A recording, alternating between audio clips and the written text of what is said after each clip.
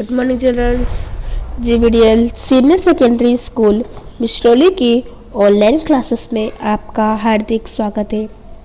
आज हम पढ़ेंगे इंग्लिश मीडियम की क्लास सेकेंड की बुक हिंदी प्रभा का लेसन 9 पाठ 9 जिसका नाम है हमारा राष्ट्रीय ध्वज।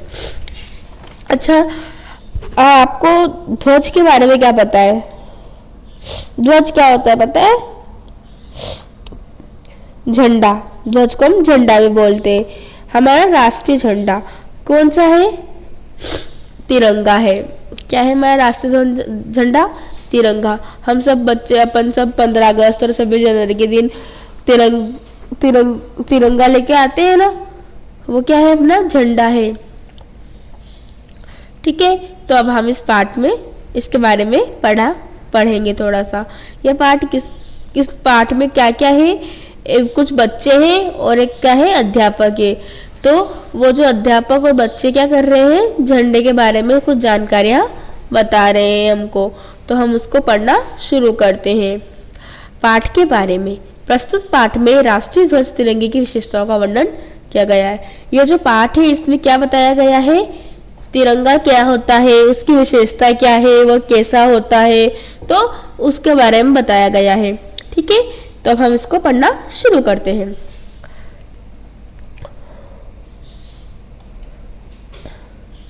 अध्यापक।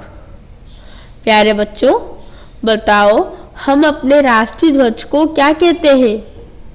एक अध्यापक जी हैं, वह क्लास में बच्चे बैठे हुए हैं, उनसे यह प्रश्न पूछ रहे हैं, प्यारे बच्चों बताओ हम अपने राष्ट्रीय ध्वज को क्या कहते हैं? क्या कहते हैं? आप सभी को ही पता होगा। तो सभी बच्चे एक साथ बोलते हैं तिरंगा झंडा। क्या बोलते हैं सभी बच्चे एक साथ? तिरंगा झंडा। अध्यापक। बिल्कुल ठीक। आज हम इसी तिरंगे झंडे के बारे में चर्चा करेंगे। आज हम इसी तिरंगे झंडे के बारे में चर्चा करेंगे। तो क्लास में, जैसे आपके अपनी क्लास में सब बच्चे रहते हैं, तो उस क्लास में क्या है? एक कनिका नाम की लड़की है। उस कनिका नाम की लड़की पूछती है, गुरुजी इसे तिरंगा झंडा क्यों कहा जाता है? कनिका क्या पूछती है?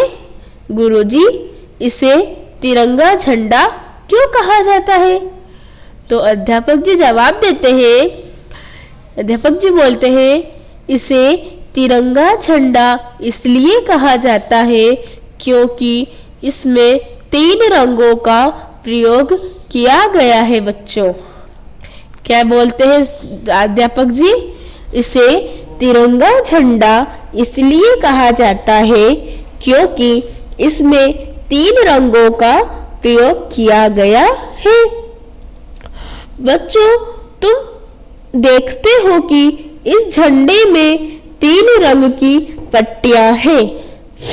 ये जो झंडा आपको दिख रहा है, इसमें क्या है? 3 रंग, 1, 2 और ये 3 रंग अलग अलग है ना, तीनों रंग। तो 3 रंग की क्या है? इसमें पट्टियां हैं। तो ये तीनों पट्टियां हमें अलग अलग बातों का ज्ञान कराती है। ये जो तीनों पट्टियां हैं, ये हमें क्या कराती है? अलग अलग बात का ज्ञान कराती है। तो सोयम नाम का एक लड़का है, वह खड़ा होता है और क्या पूछता है? क्या बोलता है? जी हाँ, इसमें सबसे ऊपर केसरिया रंग की पट्टी दिखाई दे रही है। सबसे ऊपर कौन सा रंग दिख रहा है आपको भी? नारंगी कलर का, केसरिया कलर। कौन सा कलर दिख रहा है? ये केसरिया कलर का दिख रहा है। उसके बाद कौन सा है? ये सफेद कलर है। और ये कौन सा है? हरा कलर है। ठीक है, ये कलर आपको पता चल गए हैं। कितने कलर है? ये 3 कलर है। तो ये 3 कलर है, इसलिए इसको क्या बोलते हैं? हम तिरंगा झंडा बोलते हैं। ठीक है, इसके बाद का हम देखेंगे। फिर शिखा नाम की बच्ची है, वह खड़ी होती है और वह पूछती है, गुरुजी यह केसरिया जो रंग की पट्टी है वह हमें क्या बताती है? गुरुजी यह केसरिया रंग की पट्टी क्या बताती है? अध्यापक जी बोलते हैं, बच्चों केसरिया रंग वीरता और बलिदान का प्रतीक है। केसरिया रंग वीरता और बलिदान का प्रतीक है। पुराने समय में वीर सैनिक केसरिया वस्त्र पहनकर युद्ध करने जाते थे। जो पुराने समय में जो वीर सैनिक हुआ करते थे वो क्या करते थे? कौन से वस्त्र पहन के जाते थे? अभी तो सबके स्कूल मतलब जैसे तुम्हारी स्कूल की ड्रेस है और जैसे कि हमारे जो पुलिस होते हैं उनकी खाकी कलर की ड्रेस है। तो उस समय वहां पे जो सैनिक हुआ करते थे, जो लड़ाई करने वाले सैनिक पुलिस हुआ करते थे, वह कौन से कलर के वस्त्र पहनते थे? केसरिया कलर के कपड़े पहन करके युद्ध किया करने जाते थे। तो वह जो वीरता का प्रतीक और बलिदान का प्रतीक है। कौन सा कलर वीरता और बलिदान का प्रतीक है? केसरिया कलर रंग। ठीक है। फिर मोहसिन नाम का बच्चा खड़ा होता है। वह पूछता है, इस झंडे के बीच में तो सफेद रंग की पट्टी है, यह क्या दर्शाती है? अध्यापक जी बोलते हैं, बच्चों सफेद रंग सच्चाई, पवित्रता और शांति का प्रतीक है। हमारा देश सत्य, अहिंसा और शांति का पुजारी है। ठीक है। फिर मोनू खड़ा होता है। वह पूछता है, गुरुजी इस सफेद रंग की पट्टी पर कुछ और भी बना हुआ है, यह क्या है?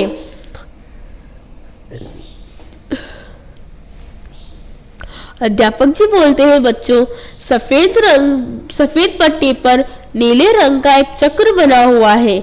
इसे वाराणसी के पास सारनाथ के स्तंभ से लिया गया है। इस चक्र में 24 तीलियां हैं। यह तीलियां 24 घंटे आगे बढ़ते रहने की प्रेरणा देती है।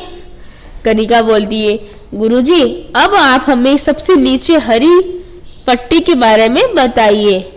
अध्यापक जी बोलते हैं, बच्चों हरा रंग हरियाली और खुशहाली का प्रतीक है। अधिक अन्न उगा कर हम अपने देश के लोगों की भूख मिटा सकते हैं। यदि हमारी धरती हरी भरी रहेगी तो प्रदूषण का खतरा भी नहीं रहेगा। ठीक है। ये तो क्या हुआ, अपने 3 कलर के बारे में हमने जानकारी प्राप्त कर ली। 3 जो रंग के तिरंगा है उसके बारे में हमने जानकारी प्राप्त कर ली। अब अध्यापक जी कुछ बात और बताते हैं बच्चों को। क्या बताते हैं? बच्चों राष्ट्रीय ध्वज को फहराते समय हमें कुछ बातों को ध्यान में रखना चाहिए। ठीक है। इसकी केसरिया रंग की पट्टी हमेशा ऊपर रहनी चाहिए। जब भी तिरंगा को हम फहराते हैं तो केसरिया कलर की जो पट्टी है, रंग की जो पट्टी है, वो कैसी कहाँ होनी चाहिए? हमेशा ऊपर में होनी चाहिए। जब कई अन्य झंडे फहरा रहे हो तो राष्ट्रीय ध्वज को सबसे ऊपर रखना चाहिए। इसके और भी झंडे होते हैं ना, उनमें फहराते टाइम पे राष्ट्रीय जो ध्वज अपना तिरंगा झंडा है उसको क्या करना चाहिए? सबसे ऊपर रखना चाहिए।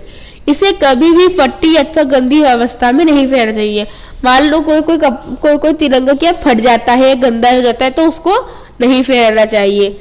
संध्या के समय से उतार देना चाहिए। जो शाम हो जाती है ना, अपनी अंधेरा होने लगता है, तो उस झंडे को उतार लेना चाहिए।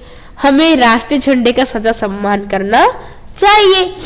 हमें राष्ट्रीय जो झंडा है हमारा उससे करना चाहिए, सम्मान हमेशा करना चाहिए, उसका आदर करना चाहिए। ठीक है। ये हमारा जो पाठ है ये यहीं पर समाप्त होता है। तो इस पाठ से हमने क्या देखा, किसके बारे में हमको जानकारी मिली? राष्ट्रीय ध्वज के बारे में। तो आप लोगों को भी समझ में आ गया होगा राष्ट्रीय ध्वज कैसा होता है, उसमें 3 कलर क्यों होते हैं। ठीक है। तो इसके आगे का हम इसके प्रश्न उत्तर या इसके आगे के जो पाठ में जो भी बातें करनी है हमको, हम अगली वीडियो में करेंगे। आज की वीडियो में आपके लिए सिर्फ इतना ही। Thank you.